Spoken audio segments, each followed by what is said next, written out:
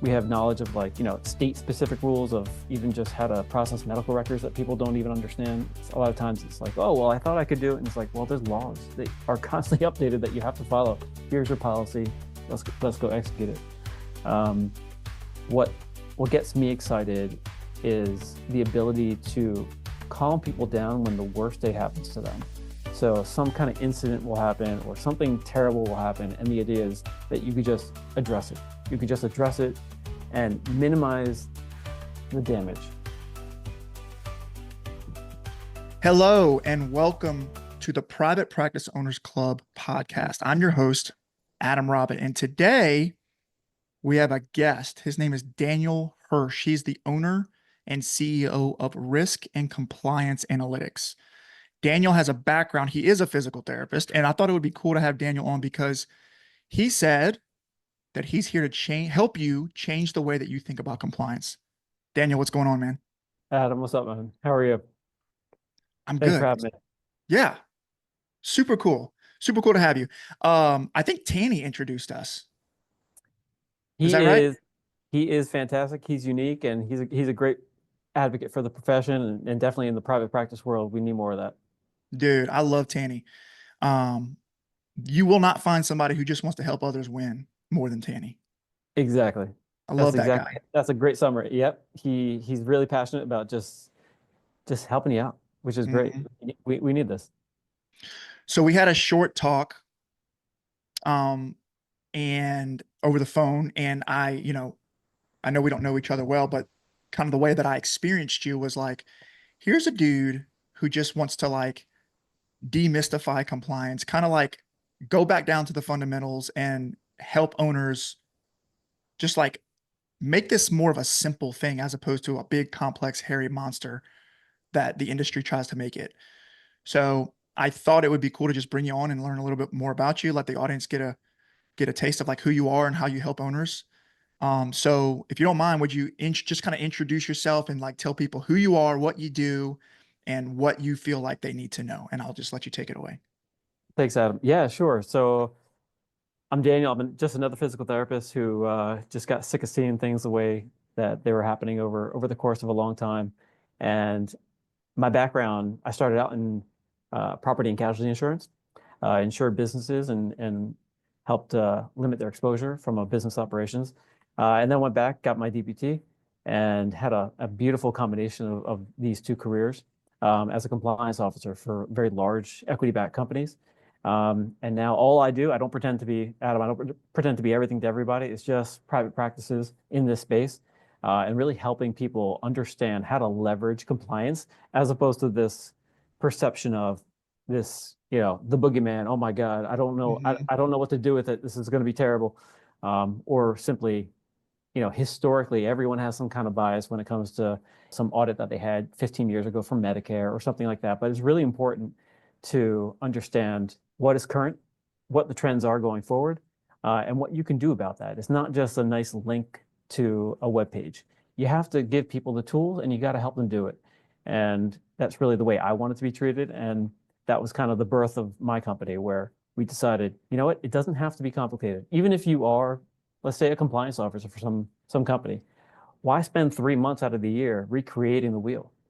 You might as well just go spend about 15 minutes finding exactly what you need, and then you're ready. Or if you're a small mom and pop, you don't want to be working the weekends. You don't want to be working evenings when you simply just have exactly what you need to operationally make great decisions. And I think that's the uniqueness of what we do. We don't just give people nice ideas. We simply say, this is what you need to be compliant. And we simplify it, but we actually do the work. So we actually give the tools, we give the resources, and we say, hey, this is how you expand, and this is how you could be successful. Because right now, I'm sure you know about this, there's so many other challenges. There's so many other things. I just complained to you a second ago about why are insurance premiums going up, right? I have nothing to do with it. There's nothing to do with all these, the property insurances or your liability insurance and all these other things that are impacting year over year. There's no reason to explain for all these double-digit increases, except, well, they can, right? You have to have it. They can do it. So why not just increase the dial a little bit, raise the premiums, 20% every year. So the exchange, I think, is really what we're trying to impact, that you should be getting more. You shouldn't just be satisfied with, well, whatever, I signed up for something and I'm getting something. You should be expecting a lot more out of these services, even if it's just simply for compliance, where usually you think reactive. I used to think Mm, like that. Compliance was always reactive. Oh, when I get that letter in the mail, or when someone walks in the door that I'm not expecting, right? Instead of saying, I need to build a program. How do I do this, very effectively? And how do I protect my business? So all this talk that we see at private practice sections and all these other great maybe conferences and groups is about growth. We're always trying to grow the practices, which is good, but how do you protect that? You got to protect the growth. You can't just throw all your eggs in one basket and say, we're gonna leverage growth and try to increase as many lines of services as possible. You got to put certain components in place to stay in balance. And I think that's one of the skills that we have to guide people and say, hey, by the way, what's your program you're trying to do? Let's create a waiver for that. Let's create a unique set of either consent forms or documents that you need in order to actually do what you need to accomplish. Um, and thank God we've had a lot of success with that. awesome. Yeah, what I heard you say twice, you said a few things, but what stuck out to me was I think you said the word leverage. Like you want to be able to leverage compliance or you want to be able to utilize your compliance program. And what I heard was instead of playing defense, you want to play offense, right? And you also mentioned instead of being reactive, being more proactive, right? And I'm interested in that. So I'd love to hear how, I don't know if weaponize is the right word, but how can we use this compliance program that you offer and that the services that how can we turn this into an offensive attack or approach for practice owners as opposed to being reactive? Sure. I'll give you an example. Um, when it comes to maybe cash services, right? Everyone's like, well, what do I do? There's a lot of, we could talk for hours about that, right? Different things that you can do for expanding on cash services. But at the end of the day, you still need to create a program. So how do you create a program without talking to compliance or legal? So generally, you need a contract in place where you need certain agreements in place. And the idea is that once you have certain things in place, then you're able to say, okay, well, how is it actually going to, what's the workflow? How are you going to actually create this? And if you're including compliance in that, you're exponentially decreasing your exposure on the preventative side from the, an ounce is a fantastic prevention for the cure, right? So you really want to make sure that you're able to, change the perspective of when you have a new idea. Let's say you want to do something with laser or something experimental. The idea is not to just say, yeah, we're just going to put that in the cash bucket and we're not going to worry about that. You still have exposure. You still have areas of risk to your company or to your employees or um, whatever line that you're trying to get into. I say line of service, but it could be anything, right? It could be home care. It could be um, something else fantastic that we haven't even heard about yet. But Mhm. the idea is that if you address it early on from a compliance perspective, it pays dividends downstream just Mm, because you're not dealing with the cleanup. You're not dealing with the concerns of all those other problems that I'm the guy that you don't want to call when things go bad. Or rather, you want to right. call, but you don't want to have to call because that means something already went wrong that you could have prevented. And I know that's not a fantastically, wildly amazing thing to talk about because we don't think we're going to be the exception, right? Everyone's going to be, oh, well, maybe that's not going to happen to me. That can't possibly happen to me. And every day I hear, oh, that Mm, happened to me. So that's really tough. And I think explaining that to owners of saying, hey, by the way, it could still be reasonable. It could still be very affordable. I think that's also part of the bias that people come to the table with of, oh my God, it's going to be so expensive. There's no way I could be compliant. And the answer is you can't afford not to be. That's the mm, challenge.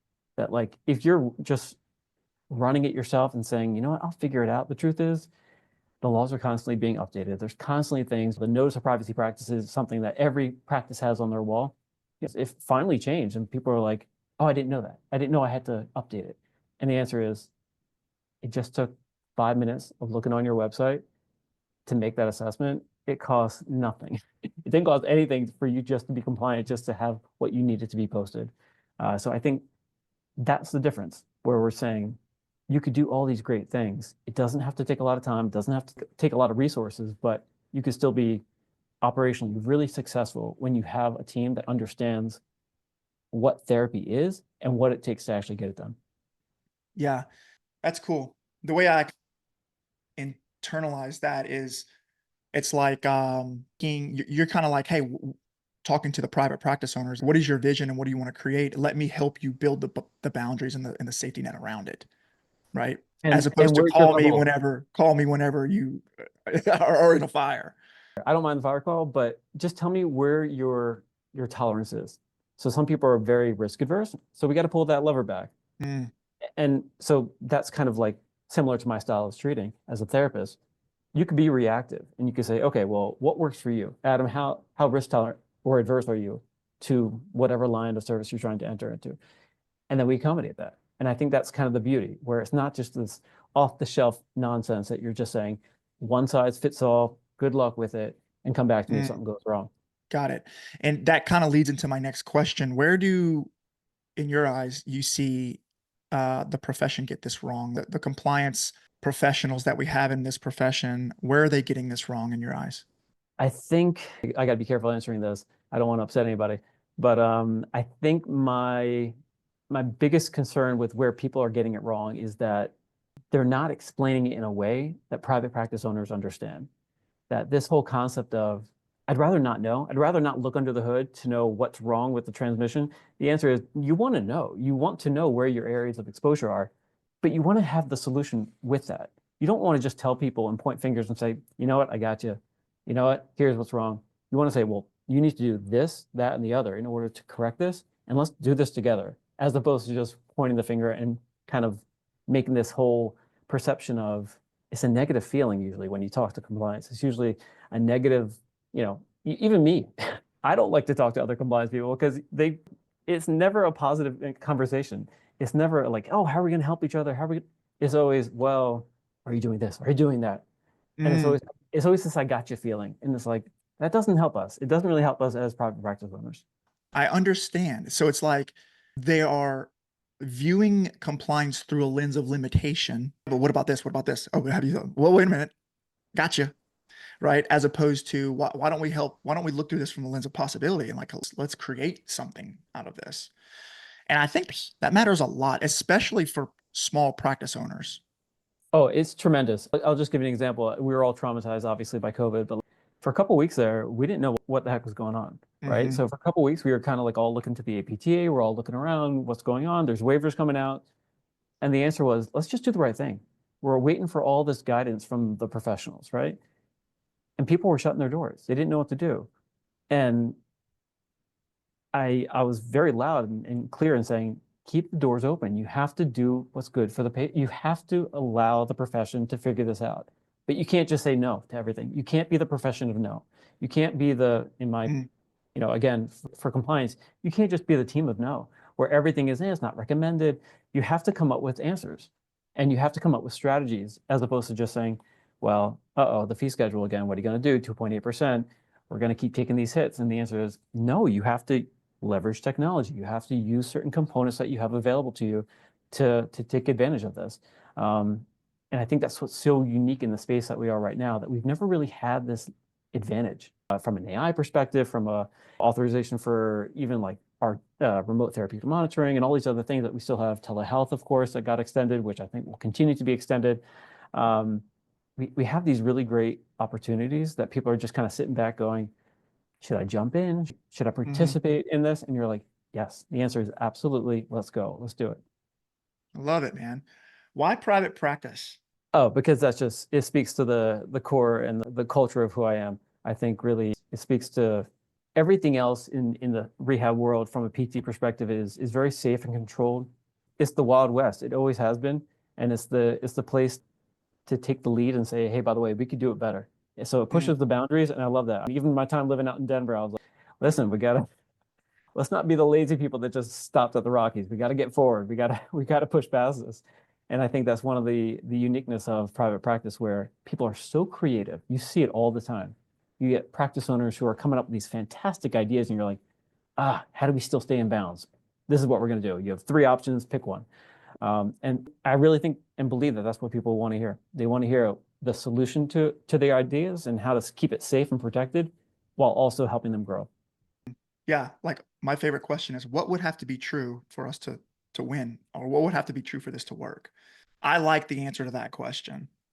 as opposed to this is why you can't do this, right? Or this is why No, this would, nobody wants to hear that. right? It's super frustrating. Awesome. So I heard all kinds of cool stuff about how you help owners, but tell me about, I want to hear more about who you serve most often, the type of owners you work with primarily. And I know it might, well, let's just see, we'll see what bubbles up. And then like, what are the common themes of things that you really enjoy helping owners with?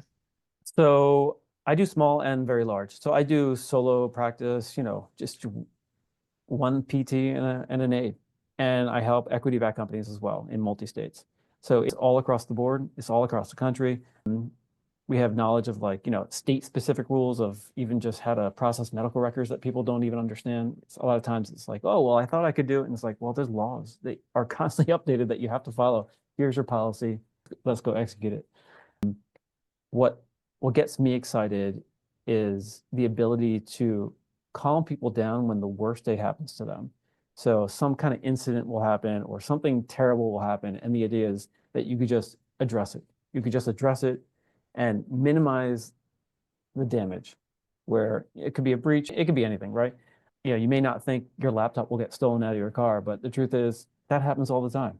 Or Hmm. an email gets sent to the wrong mailing list, and all of a sudden you have PHI floating all over the place. How do you investigate that? How do you minimize the exposure immediately? Because the clock's ticking. That's what excites me, to be able to help people that, and owners specifically, that they don't want to deal with that. That's not why they went into this. This is, their bad day is something that um, immediately we could address. And I value everyone's time, and I think being available when they need it is also critical. It's not this, you know, we'll call you in the next 3 weeks. It is, Hmm. you'll hear from me in the next 5 minutes because this is important to you. We need to deal with it right now.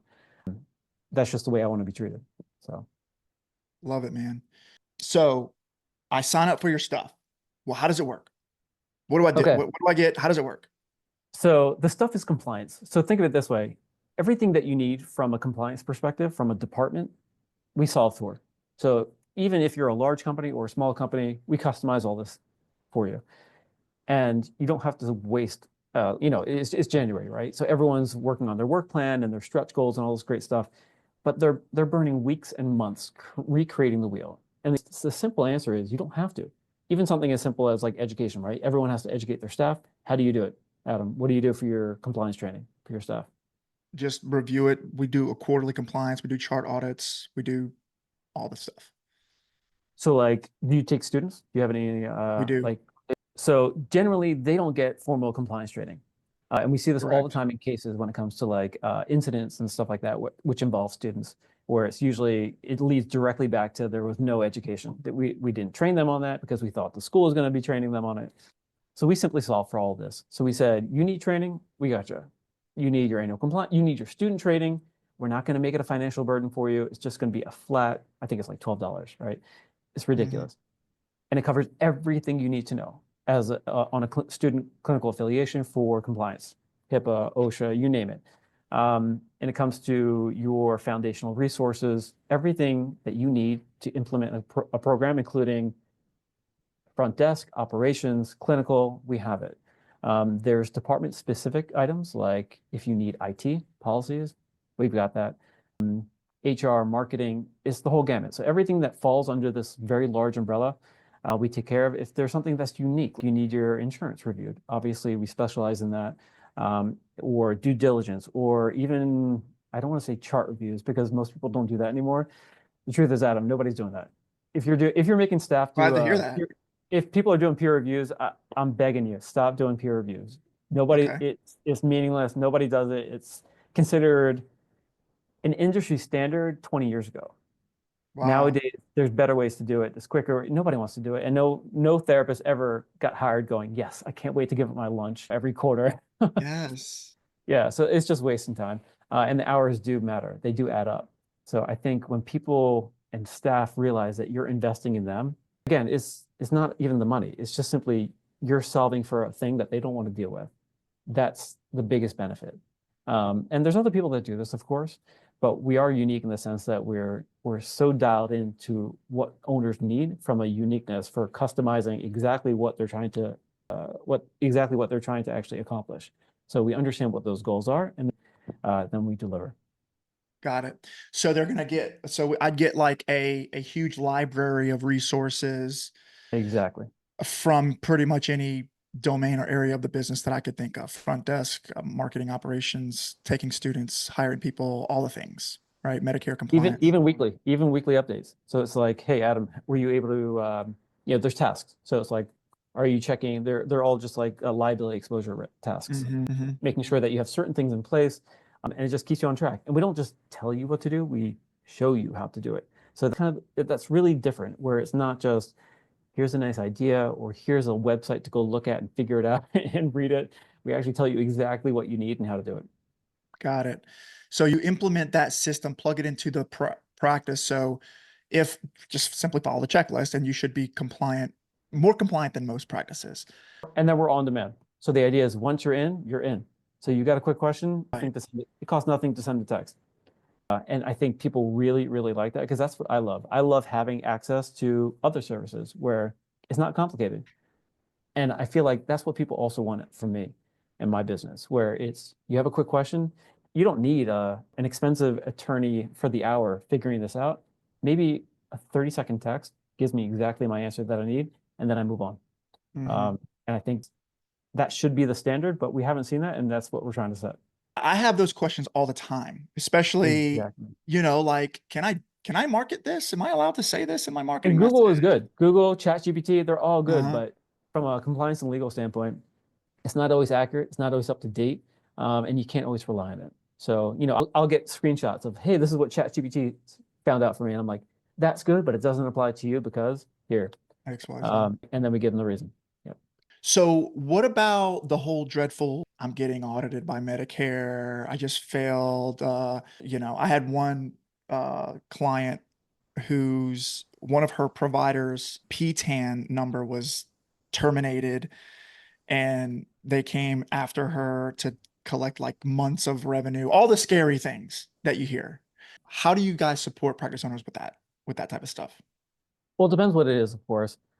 We have in-house counsel, we have accounting. We're able to do stuff that other people just can't do, but it really depends. It depends on what the situation is. If it's just, you know, do we need to read the fine print and figure out how to actually respond correctly? When you say audit, that should not scare anybody. Everyone will be audited. I firmly believe that they're fully funded. There's no reason why they're not. They slept for what, 2.5 years during COVID. They're back. So if you have Mhm. not been audited, it's probably a miracle at this point. So it should not be a Yeah, surprise. and then they're gonna audit and they're gonna say, "Hey, you owe us money," and then we're gonna have to do an appeal, right? It takes time and money. Exactly. So just think if your staff had a game plan and all of a sudden they're now interrupted, their week, their month is now ruined because of this administrative burden, is it them and your team that's going to be able to fix that and apply what you need? Or do you just need someone that could quickly and effectively manage that and address it and appeal it? That's how people should think. And they don't often think like that. They think, well, my front desk, they'll deal with it. And you're like 40 hours later, you're still dealing with it. And the answer is it's probably a 30-minute problem. Why couldn't we just address it? That's awesome. So you kind of went on a little bit of a rant right before we started. We pressed record, and so I Because want I to knew hear. you weren't recording. Right. So what do you feel like owners? We talked about going on offense. We talked a little bit about, uh, what you're feeling called to do and how you support owners. But like, tell me more about what else owners really should know or need to know about this compliance thing, especially in 2025. There's been some Medicare changes, there have been some updates. What are some things that you see coming down the pipe that owners should be aware of and they need to be aware of as they grow their business this year? I think that's a good question. That could go anywhere, I guess. I'm a big fan of just, having a phone a friend. You need to have resources or your roundtable, right? You need to have your table of advisors that if you have a marketing question, you go there. If you have your compliance question, you go there. If you have your whatever, right? You need to have those resources and it's too much to consume. I think it's just people need to realize that you can't do everything. But if you want strategies from just simply compliance, there's a lot of free stuff out there. So it costs nothing to go on these webinars to all the, and when start, I guess why I was ranting before was I don't like when people tell me that it's too expensive. It's too expensive to get this compliance information. Oh, they wanted to take this weekend course, or they wanted to do, find out something about something that should be publicly available. Oh, and it's costing money. That's not right. It's not right for the profession. And that's why I get fired up when I see these things and I see these postings, and I'm like, it can't be this way. This is not the way it should be. Um, the information should be flowing directly from either the profession or from commercial payers, right? So we're in a world of private practice where we have federal commercial payers, we have the APTA, which is fantastic. They try to keep up, but this stuff happens all the time, and it's unique to where you are, your zip code, your state. These things are really, these variables impact how you operate. And I think understanding that if you need a state specific question, you need to go to that resource. And you should not be afraid of reaching out to your local representative, right? Your local state chapter. You shouldn't be afraid of going to whoever.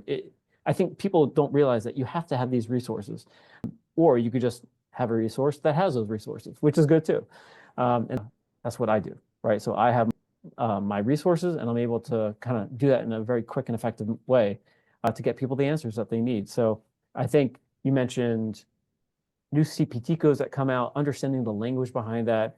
The plan of care, right? We learned about this big win apparently for plan of care. I don't Mhm. know any billing company that has changed anything that they were doing. It doesn't really affect anybody other than going back, I think, technically now requiring prescriptions again, which is kind of silly. But I understand that the end goal was to minimize the administrative burden. Didn't do that. You still have a huge paper trail that you have to document. But it did solve the signed or 3 attempts to get a signed plan of care myth, right? That was an urban legend. That put that to bed. We knew that. Medicare has said that many times, that doesn't actually exist, which is great. They reiterated that now. So people need to, I think, if you're an owner sitting right now listening, you need to understand that 2025, right now, Congress didn't bail you out. Year over year, the trend keeps happening, right? I love trends. The whole point of, did your insurance go up? Yes, and it's going to continue to go up because why? We're seeing just trends that the cost of doing business is expensive. Everything is costing more. So how do you minimize your operating costs? You have to leverage technology. You have to do a lot of different things. And compliance is one of these things, one of these areas that when something goes wrong, it's very expensive to fix. And maybe I'll give you a car anatomy, right? So same thing. Well, you could run the gamut and say like, you know what? I'm not going to do the oil change. I'm not going to worry about it. But you're Mhm. like, maybe I should. It's only about $100. Maybe I should just get that oil change done. And that's the concept that I take with everything really in life, where if you could just do it now and it makes a lot of sense, you probably should. If you need to train your workforce, what are you waiting for? You know, just simply giving them the power and the tools to make really good decisions instead of saying, you know what, I didn't know that was a standard. I didn't know that was a requirement. I didn't know how to do that.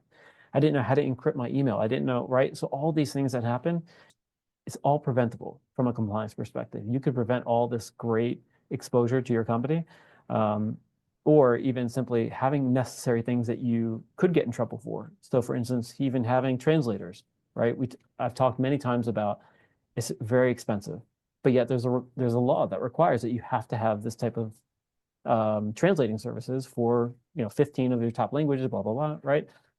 But there's ways to do that. There's really effective ways of doing that. And there's I don't want to say clever, but there's creative ways to do this. Sure. Um, and it doesn't just have to be black and white. So when you speak to other people in my space, it's just very black and white. It's just simply Mm. recommended or is not recommended. But the truth is, there's a lot of ways to get things done accurately and effectively. So I think that's what people should do. I think owners should really sit back and say, where's my pain point? What do I hate doing? Do I really want to spend my Sundays creating policies? It's probably not a great idea. Um, but more power to you if you do, which is cool. If you enjoy giving up Sundays to be drafting front desk policies, that's okay. And these are things that have to be reviewed every year. So your Mm. HIPAA manual, your OSHA handbook, your clinical, right? Your documentation standards, these all have to be documented in order to reference in the event, right? That auditor that walks in, or your staff that files a complaint against you, or it doesn't matter. All these things, they have to be documented, and they have to be up to date. Love it. Yeah, I think it's so fitting. just to have this conversation because we're actually going to be reviewing our compliance program this year. We also have our in-person conference that we haven't, this is the first time we're leaking this, but like we're going to have another in-person conference the first weekend of October, and it's all going to be about how to scale your practice, the successful actions that people take to scale their practice, and compliance is a huge piece of it, right? If you're going to grow to 3, 4, 5, 6, 10, 20 clinics, probably want to make sure your compliance is dialed in, because otherwise the risk just continues to, it grows exponentially every time you open another location. You're just a bigger target, right? And That's again, right. I've seen owners who they're just so risk adverse, and I'm like, let's have a talk. I think we need to just turn the dial maybe down a little bit, and that's what's unique. People don't expect to hear that from me. They don't expect to say, you know what, Mm, I don't know if you're old enough for this, but 15 years ago, everyone got audited for the 97150 code because it was being widely abused. It was terrible. Same thing with the reval code, right? Many years ago, you couldn't, everyone billed for it every 30 days. It was just a thing. It got abused and then it got audited. And then it was a hard stop. People stopped billing these codes. And anytime I look at CPT code distribution, I'm like, how are you not billing this code? How is that happening? How are you effectively managing your schedule without, this is a great code. It's very valuable because 1 minute is equal to 20 minutes. It's a fantastic opportunity that you're completely avoiding. And people are like, I remember back in the that historical stuff. You can't bring that to the table right now because you have to know what's accurately taking place now. And right now, that is not an issue. That's not a concern. And I think that's kind of refreshing to a lot of people. People are kind of like, oh, I didn't know that. I didn't know that I could actually take advantage of this, which is great. I love how you think like an entrepreneur. I had my practice, and I think it's one of these things where we need advantages Mm, everywhere that we have control, right? It's all about, do we have control? 2.8% for Medicare, we don't. We are not in control of that. At the APT level or any kind of like larger scale, we're just not in control of that. But certain things we really do. And I firmly believe that owners need to take advantage of that, and that's what I'm here for. How do people want to get if they wanted to get in touch with you, if they wanted to reach out and learn a little bit more about your service, how would they do that? The easiest way is online. Riskandcomplianceanalytics.com is the website. And they can find me on LinkedIn, just even my name, Daniel Hirsch. And it's one of these things where it's not hard to find. There are only like 12 of us who do Right. compliance for therapy. But we are, again, we're proud to be unique, that we don't play the whole game of fear mongering and this kind of whole the sky's falling thing. It's no, we can control a lot and we should take advantage of it. Totally, man. I appreciate your time. Of Let's course. definitely schedule another time to do this, and we'll do an update maybe the second half of the year. All right, sounds good. Thank you. Thank you, sir. Have a good one. You too.